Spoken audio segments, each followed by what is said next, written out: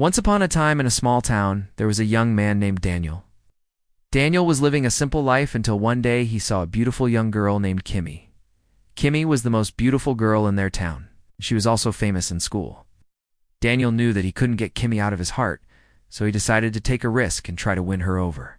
So Daniel made a move and tried to get Kimmy's attention. Months later, Daniel and Kimmy became friends and started hanging out together. As time went on, Daniel's feelings for Kimmy grew stronger, and he began to plan how he would confess his love to her. He decided that he would go to Kimmy's classroom and tell her how he felt about her. Daniel was so nervous that he couldn't speak. He stood in front of the door to Kimmy's classroom, but he couldn't bring himself to knock. As Daniel stood there, he heard Kimmy and her friend Rika talking. Rika asked Kimmy if she liked Daniel, and Kimmy said that she did. She said that Daniel was a great guy, and she really enjoyed spending time with him. But she also said that she wasn't sure if she was ready for a relationship. Daniel was heartbroken when he heard this. He had been in love with Kimmy for so long, and it hurt to hear her say that she wasn't ready to be with him. Daniel began to avoid Kimmy. He didn't want her to see how much her words had hurt him. He threw himself into his studies, trying to distract himself from his feelings for Kimmy. Days turned into weeks, and Daniel and Kimmy hardly spoke to each other. Kimmy had a boyfriend now, and Daniel was just chilling. As many years later, Daniel had a good life. He had a successful business.